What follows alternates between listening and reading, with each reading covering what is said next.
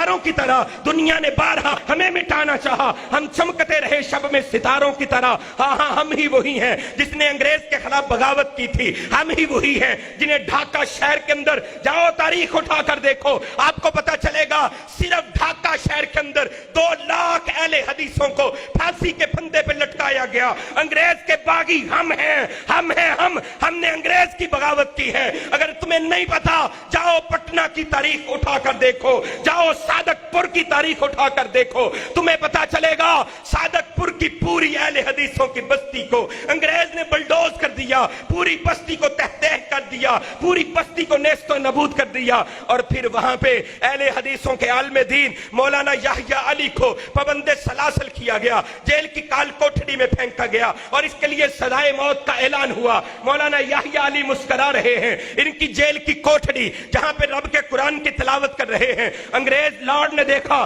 کہ رات کی تاریکی ہے، سارے کوٹھڑیوں کے دیے بند ہیں، ایک دیا جل رہا ہے۔ پوچھا کہ اس کوٹھڑی کا دیا کیوں جلتا ہے؟ جیل کے نگران نے کہا جناب سارے دیے بند ہیں، اس کوٹھڑی کا بھی دیا بند ہے، وہاں پہ جو قیدی ہے جسے کل پھانسی کے پھندے پہ لٹکایا جانا ہے وہ قرآن پڑھ رہا ہے، اس کے چہرے سے اتنی روشنی پھوٹ رہی ہے پوری جیل روشن ہو گئی ہے۔ اہل حدیث کا فرزند یحییٰ علی قرآن پڑھ رہا۔ انگریز نے کہا اچھا یہ اتنا خوش ہے، اس کے چہرے سے اتنا نور ٹپک رہا ہے، آئے اور آ کر کہا کہ یحییٰ علی کیوں خوش ہو؟ تمہارے چہرے سے یہ خوشی کے آثار کیوں ہیں؟ تمہیں ڈر نہیں لگتا تمہیں کل پھانسی کے پھندے پہ لٹکا دیا جائے گا؟ یحییٰ علی نے کہا میں کیسے ڈروں، میں کیسے افسردہ ہوں، میں تو خوش ہوں، کل اپنے رب سے ملاقات کرنے کے لیے جا رہا۔ انگریز نے کہا اچھا وہابی کا بچہ پھانسی کے پھندے پہ بھی راضی، کہا اس کے پھانسی کا پھندا مؤخر کیا جاتا ہے، اسے پھانسی کے پھندے پہ نہیں لٹکایا جائے گا، اس کی داڑھی کو مونڈ دیا جائے، سزا مؤخر ہو گئی، یحییٰ علی کی داڑھی کو کاٹ دیا گیا۔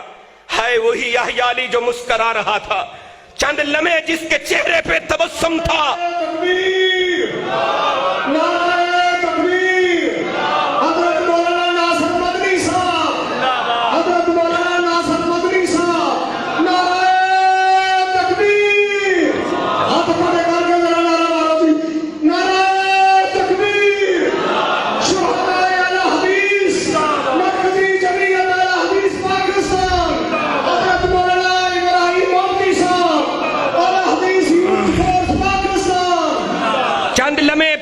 جس کے چہرے پہ خوشی تھی اب اس کا چہرہ افسردہ کیسے ہو گیا؟ یحییٰ علی نے داڑھی کے کٹے ہوئے بال اٹھائے، آنکھوں سے ٹپ ٹپ آنسو برس رہے، کہا یحییٰ علی روتے کیوں ہو؟ کہتے ہیں رو اس لیے رہا ہوں کہ یحییٰ تجھ سے یہ داڑھی زیادہ مقدروں والی نکلی جو رب کی توحید پہ پہلے کٹ گئی، تو کٹ نہیں سکا۔ یہ ہے اہل حدیث۔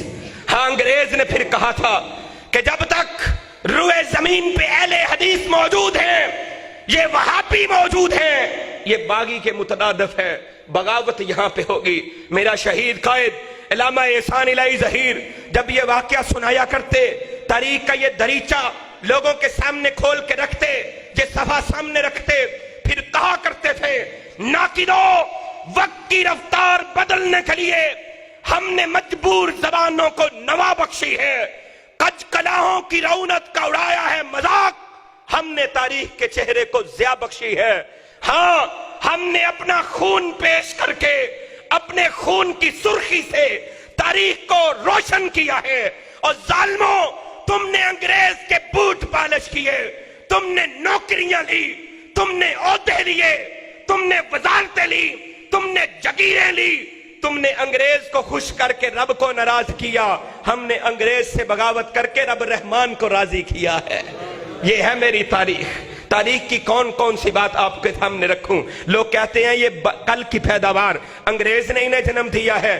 آئیے اس غلط فہمی کا ازالہ کر کے اپنی بات کو ختم کرنا چاہتا ہوں۔ اہل حدیث کب کے ہیں؟ اے نبی کائنات رحمت عالم کونین کے تاجور سید الثقلین امام القبلتین جناب محمد الرسول اللہ صلی اللہ علیہ وسلم کے ایک صحابی نام ان کا ابو سعید خدری رضی اللہ تعالی عنہ، شرف اصحاب الحدیث کتاب اٹھا لیجئے۔ اس حدیث کی کتاب کے اندر یہ روایت موجود ہے. حضرت ابو سعید خدری اپنے شاگردوں کو یہ کہتے ہیں تم ہمارے نائب ہو, تم ہمارے بعد ہمارے نائب ہو, یاد رکھو ہمارے بعد اس روئے زمین پہ تم اہل الحدیث ہو.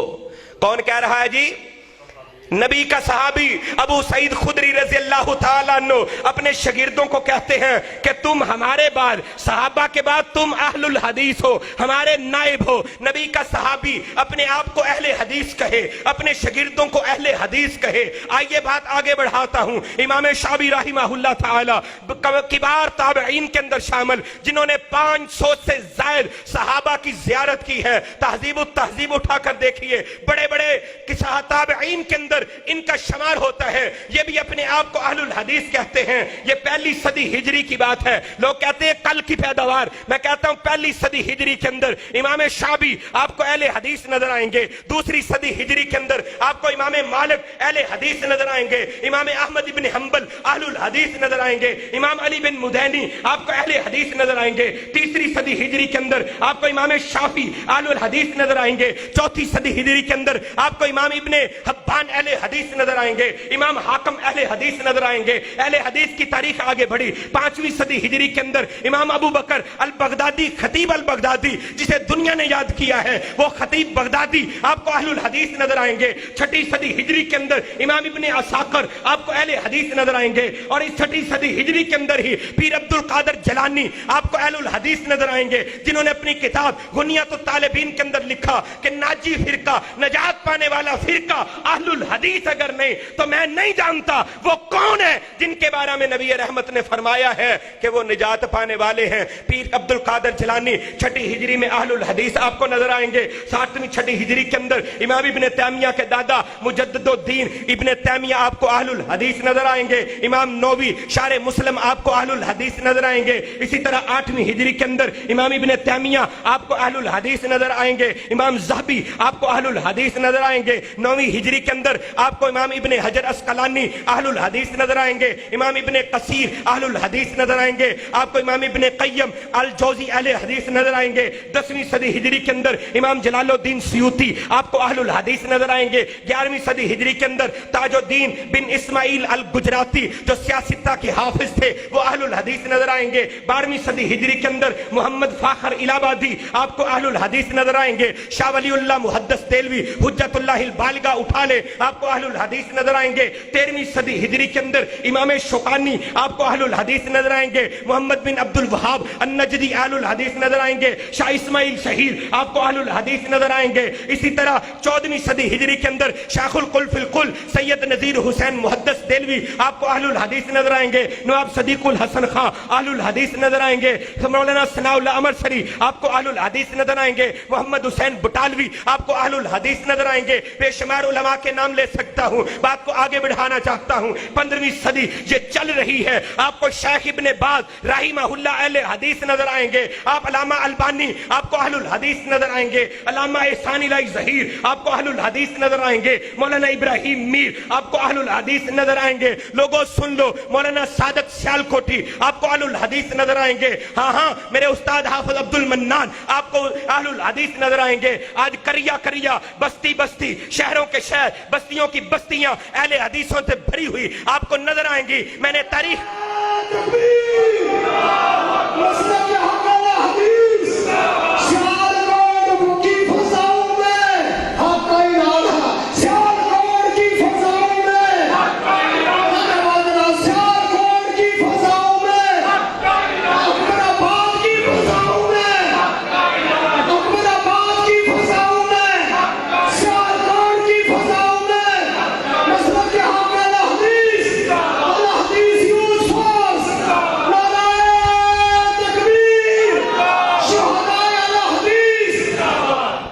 صدی ہجری سے لے کر آج 15ویں صدی ہجری جا رہی ہے.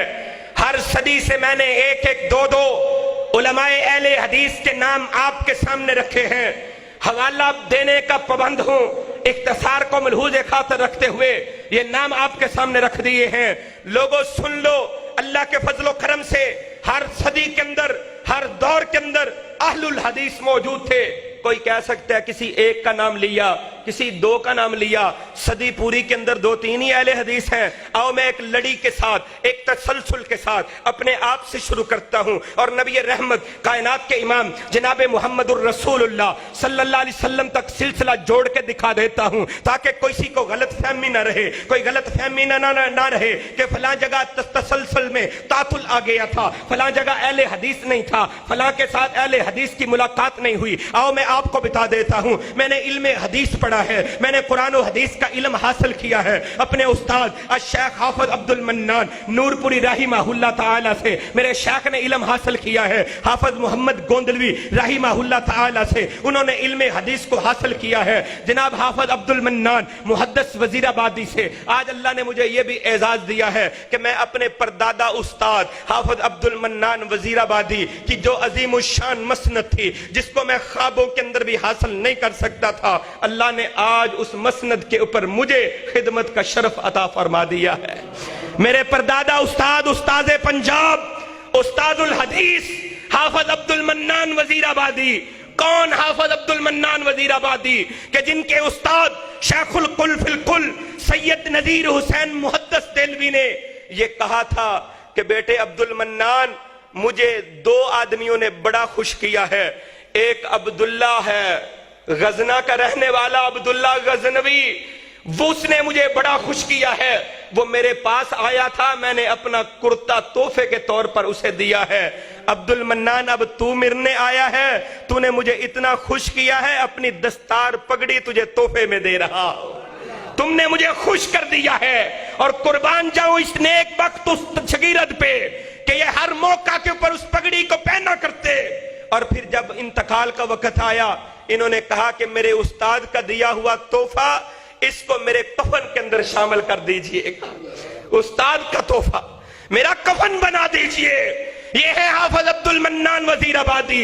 آئیے، میں نے علم حدیث سیکھا حافظ عبد المنان نور پوری سے، انہوں نے علم حدیث سیکھا حافظ محمد گوندلوی سے، انہوں نے علم حدیث سیکھا استاد پنجاب حافظ عبد المنان وزیر آبادی سے، انہوں نے علم حدیث سیکھا جناب شیخ القل فی القل سید نذیر حسین محدث دہلوی سے، اور مولانا عبدالحق بنارسی سے، مولانا عبدالحق بنارسی نے علم حدیث سیکھا امام شوکانی رحمہ اللہ سے، امام شوکانی نے علم حدیث سیکھا امام علی بن ابراہیم سے، انہوں نے علم حدیث سیکھا حامد بن حسن الشاکر سے، انہوں نے علم حدیث سیکھا السید احمد بن عبد الرحمن الشامی سے، انہوں نے علم حدیث سیکھا محمد بن حسن العجیمی سے، انہوں نے علم حدیث سیکھا احمد بن محمد الیمنی سے، انہوں نے علم حدیث سیکھا یحییٰ الطبری سے، انہوں نے علم حدیث سیکھا اپنے دادا محب الطبری سے، انہوں نے علم حدیث سیکھا ابراہیم الدمشقی سے، انہوں نے علم حدیث سیکھا ابراہیم الفرغانی سے، انہوں نے علم حدیث سیکھا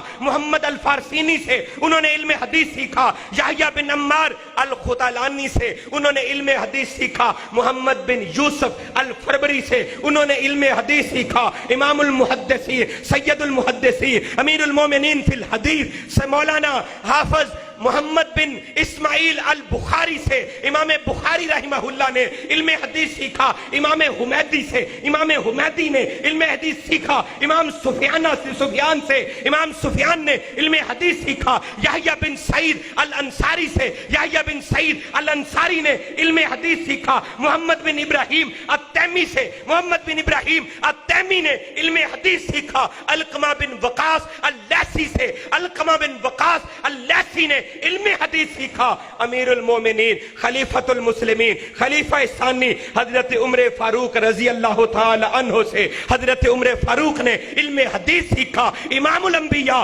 سید الانبیاء اعظم المرسلین سید المرسلین خاتم النبیین جناب محمد الرسول اللہ صلی اللہ علیہ وآلہ وسلم سے۔ یہ ہے میری تاریخ جو تسلسل کے ساتھ کڑی ملا کے میں نے رسول اللہ تک ثابت کی ہے۔ اہل حدیث کی تاریخ درخشندہ بھی ہے، تابندہ بھی ہے، نہ اسے مٹایا جا سکا نہ کوئی مٹا سکتا ہے۔ لوگوں سن لو، کل بھی اہل حدیث آسمان دنیا کے اوپر چمکتا تھا، آج بھی چمک رہا ہے، کل بھی چمکتا رہے گا۔ جو اسے مٹانے کی کوشش کرے گا انشاءاللہ مٹ جائے گا، انشاءاللہ مسلک اہل حدیث مٹے گا نہیں۔